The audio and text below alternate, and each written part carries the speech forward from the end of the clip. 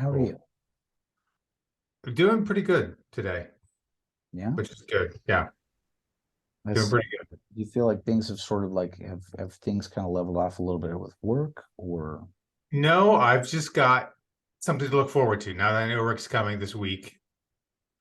I need my downtime, but I also need something to look forward to.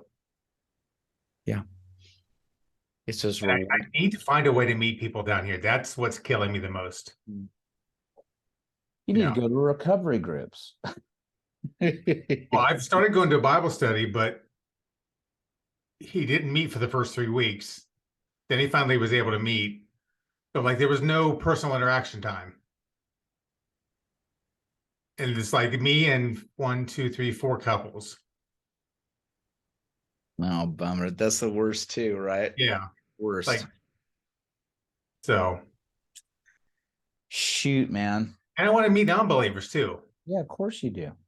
Is there a thing that I heard that's like called my daughter-in-law Christina does this a thing called Meetup or whatever where there's people that do. Have you tried any of that stuff or no? I've looked at those before. Meetup's not as big down here as it was in Columbus, Okay.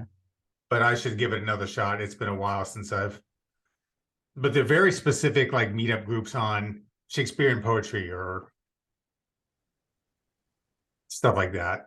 Yeah, I mean, is there anybody like that or I'll have to look. okay. I'm sorry, man. No, it's okay. I did it to myself. It's all right. It was new adventures, right? I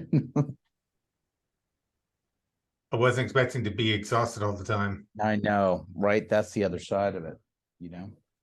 Boy, I remember when Kate and I first moved down from Northern California down to Orange County, because it was just like removed from everybody. And it was like, man, it just felt like being absolutely isolated because it was like the closest people that we knew were like 70 miles away and stuff. It just was like, oh, such a bummer. So I get it, man. I get it. Yeah. God bless you. How's I'll the figure it out. what's going on with the Orphan World Relief? I'm meeting with my pastor tomorrow morning. Whatever happens there will determine next steps. If they could either take it on or they can't. Mm. And if they can't, then we'll go into shutdown mode, which will be disappointing. But there's nothing I can do. My hands are completely tied. Nope. In hindsight, looking at it now, do you think you would have, knowing what you know now? I mean, we've talked about it before. You probably wouldn't have moved, but do you think it would have? Do you think it would have informed who you were looking for as your replacement? It would have, and it may have delayed my move. Mm-hmm. Right. What would have been the things that you would have been? What would have been?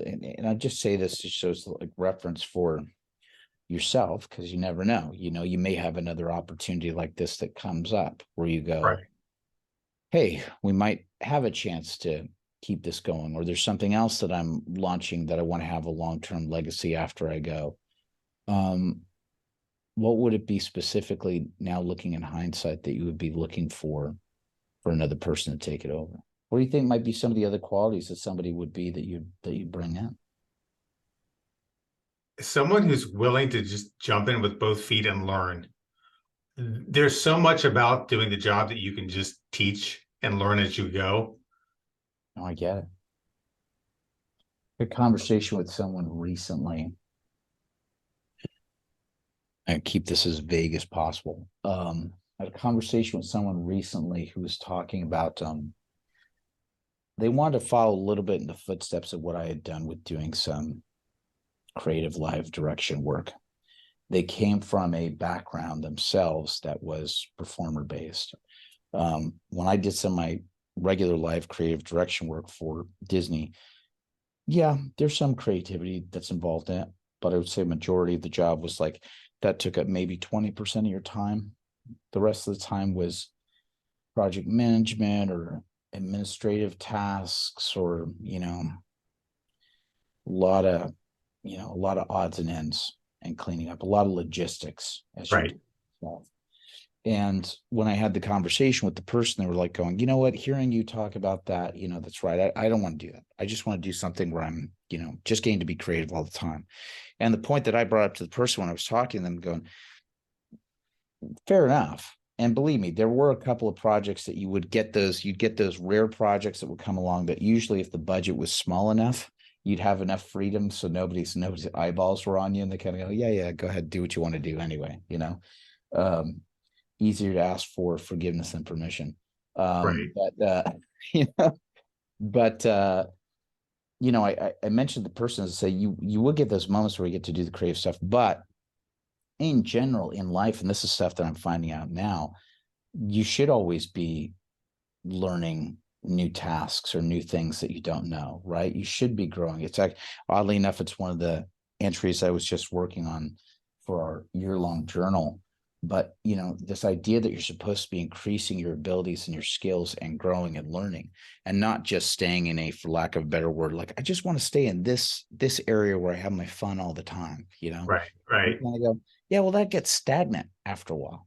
And you do Yeah. need to do those things where you kind of go, I don't know how this works. I got to learn how this works, you know, because you have to adapt, right? You have to be it's a fish swimming, you have to keep, the fish has to keep swimming in order to breathe and to move and to live, and if you stop, you just, you'll die. You'll die. Right. So I can see that that's an important thing. Speaking of important things, let me grab an important thing we've been working on. Hold on.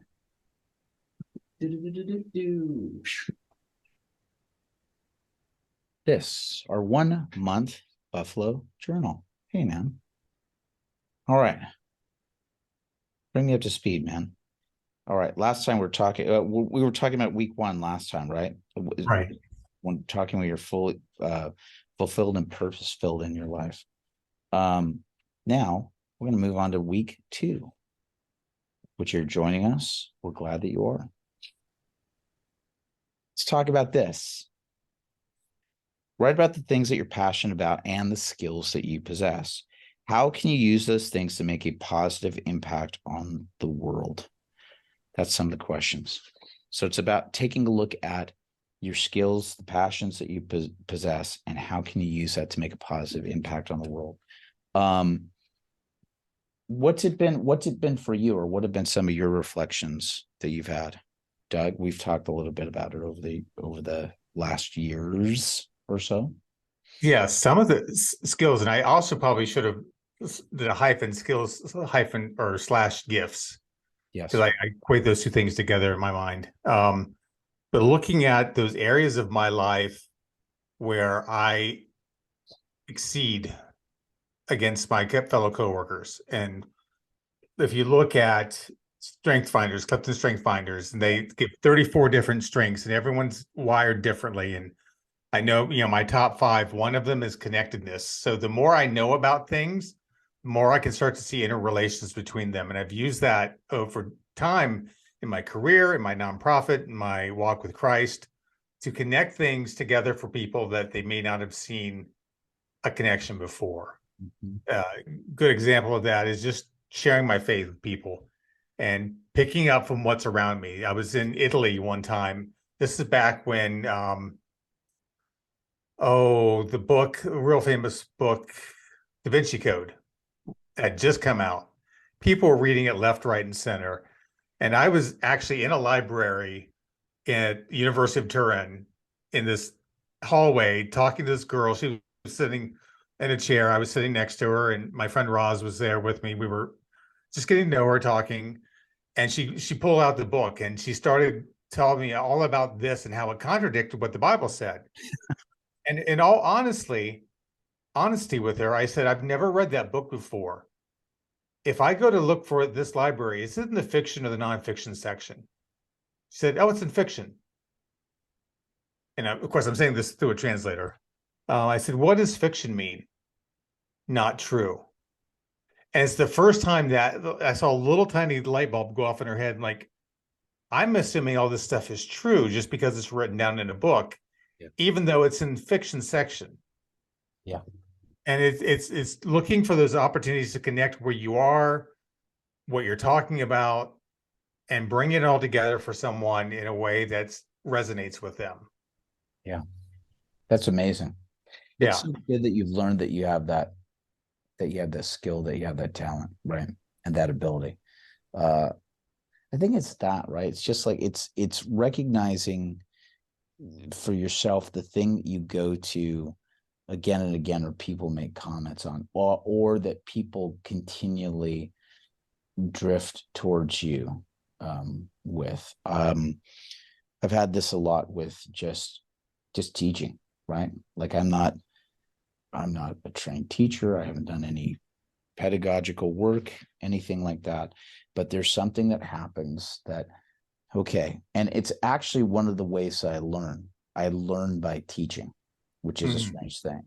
You give me some material and I start kind of going over it. And the way that I'm able to process it is to go, okay, here's how I understand this. And as I'm processing how I understand it, I'm almost speaking back or talking to people about what that thought process is as I'm learning it, you know. And it's something that I do again and again and again. I had somebody that kind of came up to me once after I'd done teaching it at Celebrate Recovery. I would say is probably the kindest comment I ever had. She said, she came up to, she said, I wish you'd been my math teacher.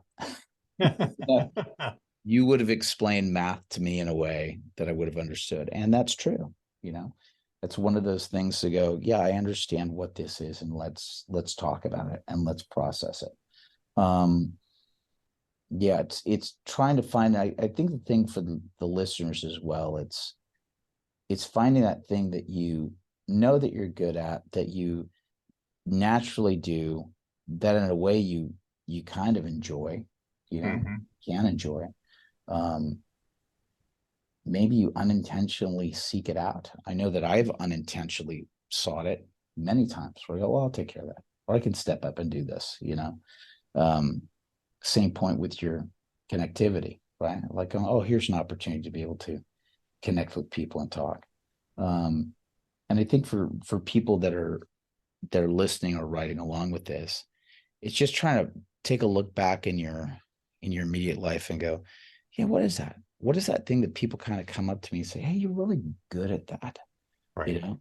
Because I'm sure there are people that told you about that. Gosh, Doug, you're kind of you're easy to talk to, or you're a little bit of a hub person, or you're somebody that, you know, I want this person of mine to meet yours, to meet you, you know? Mhm. Um, yeah, it's interesting how God gifts us with those talents, right? It's what it talks about in the Bible about, you know, the Holy Spirit giving us our what they call it, the charisms and all of the other special gifts that you have been given. God's Right. given us all of these unique things. And I I use this as an example in one of my other books, but it's not, I think that we're talking about here, it's something that you genuinely have an ability in, or that someone has commented on. It's not something that you have um, a false idea. You know what? I think I'm a really good singer.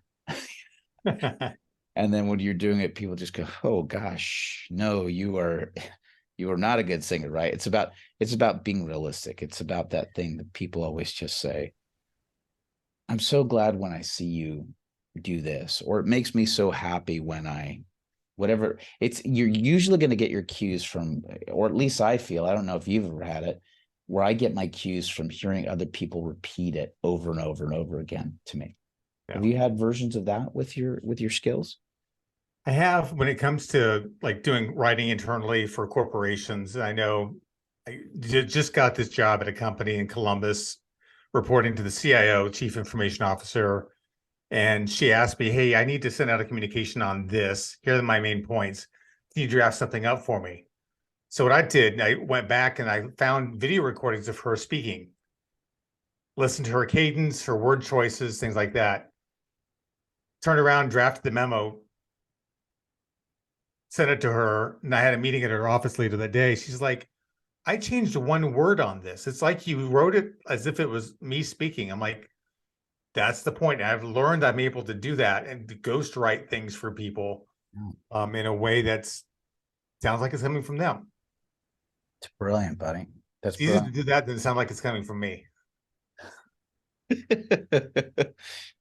That's all right, though, right? Yeah. You have the ability to be able to, to hear that and to just go, hey, I think you mean this. I think that this is I think that this is what would sound really good coming from you. That's amazing, right? Yeah. So I guess the challenge that we have to people as you're going through this, as you're taking a look at what are those skills and abilities that you possess, um, do some reflection on that this week, and then also think about how that can have an impact, right? I mean, Doug just gave an example here with what he does in corporate writing, or the opportunities that he has when he happens to be out in public. For me, I've used my teaching abilities many times with nonprofit organizations or churches or anything like that, where just go, great, I'm able to express, or even here on podcasts or websites, to just be able to communicate effectively ideas. I would say to take a look at what those skills are and think seriously about, like, okay, how could that have a positive impact on the world for other people, not just for yourself. So yeah, I think that might be a good thing to do. Any other thoughts on that, Doug, before we wrap up this section? I say we learn some of these things by trial and error. It's you never come out of the gate knowing everything that you're good at, and God can change things over time. Things change over time. God uses you in different ways. Don't be afraid to be used in a different way. It may be scary at first, but there's always an opportunity to be used by the Lord. And in those moments, it just takes a matter of willingness to say, okay, use me, send me. It's funny, isn't it? Because sometimes you get thrown into the deep end of the pool, where sometimes the opportunity will present itself and you'll be the person that's going to be asked to fill in the gap, right? Right. We talked about it before, right? God calls you've said this before. What is this phrase? It's he doesn't he doesn't call the prepared. Isn't, yeah. Something in there. It's like he Doesn't does call it the qualified. He qualifies the something like something that. like he qualifies the called or something like that. It's Yeah. like he doesn't call the qualified, he qualifies the called or something like that, something in that range. But it's that idea of going, yeah, you may be thrown into a situation to go, there's no way that I can do this. And an opportunity will present it where you may feel a tugging of the Holy Spirit with him going, yeah, I need you to do this. I need you to go into that. And he might be leading you towards what he's trying to craft you and prepare you for, right? Right. The example I give is with Moses, right? I mean, Moses just, I can't do it. I can't speak. I've got speech impediment. There's no way that I can do this. And then, he says, all right, then that's fine. Then I'll send you with Aaron. And then during most of the thing, Moses is going ahead and speaking anyway. Right. Like Aaron is even speaking. So it's almost like God says, yeah, okay, don't worry about it. I'm not going to ask you to speak. I'll pair you with Aaron and Aaron can do the speaking.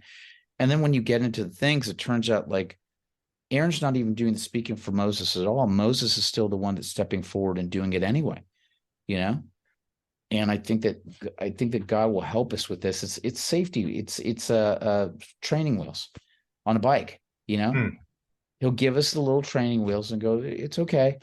I'll put the training wheels, but then eventually these are going to come off and you're going to ride solo, and that might be something that he's calling to do as well. So anyway, those are some of our reflections this week. We'll go into week 3 next week.